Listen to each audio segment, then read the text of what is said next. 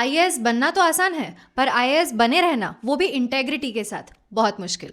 Hi everyone, welcome to my channel Goldy Talkies. और आज हम बात करेंगे एस्पायरेंट्स 3 की। एस्पायरेंट सीजन 3 देखने के बाद ये बात तो तय है कि टीवीएफ ऑडियंस की इमोशंस के साथ बखूबी खेलना जानते हैं। अगर एस्पायरेंट्स के आपने पिछले 2 सीजन्स देखे हैं तो ये सीजन उस स्ट्रगल और सक्सेस के बीच की अधूरी कहानियों को पूरा करने की कोशिश करता है। एस्पायरेंट्स की कहानी 3 दोस्तों के ग्रिड में घूमती है, अभिलाष, गुरी और एसके, जिन्हें द ट्राइपॉड कहा जाता है।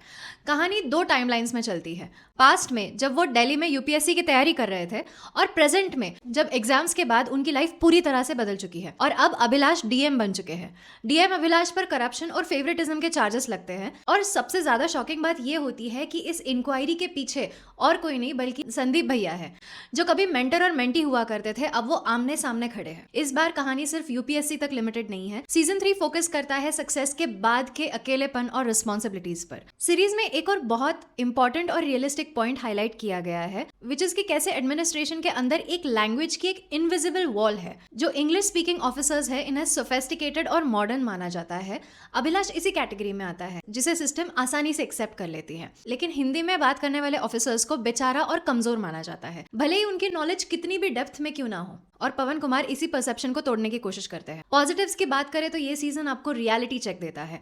ये सीजन दिखाता है कि आईएएस बनने के बाद लाइफ सेट नहीं होती, बल्कि असली पॉलिटिक्स और एथिकल ड्रामास तो शुरू होते हैं। इस सीजन में संदीप भैया वर्सेस अभिलाष, इन दोनों की आइडियोलॉजीज का तड़का इस सीजन की बैकबोन है। टीवीएफ की स्टोरी टेलिंग बिल्कुल हमेशा की तरह बहुत ग्राउंडेड, रियलिस्टिक और रिलेटेबल है। इस सीरीज में एक सीन है जहां पर अभिलाष और संदीप भैया एक टेबल पर बैठे हुए होते हैं। पहले संदीप मेंटर था और अब अभिलाष सीनियर है। उनकी बातों में जो पावर डायनामिक्स का शिफ्ट हुआ है, उसे बहुत अच्छी तरह से कन्वे किया गया है। एस्पायरेंट सीजन 3 एक मैच्योर कंटिन्यूएशन है, जो दिखाता है कि यूपीएससी क्लियर करना स्टोरी का एंड नहीं, बल्कि एक नई स्ट्रगल का बिगिनिंग है। अगर आपको रियलिस्टिक ड्रामा, फ्रेंडशिप और सोशल थीम्स पसंद है, या फिर अगर आपने एस्पायरेंट्स और संदीप भैया देखी है, तो ये season definitely worth the watch है। So guys, this was my review on the series Aspirant 3।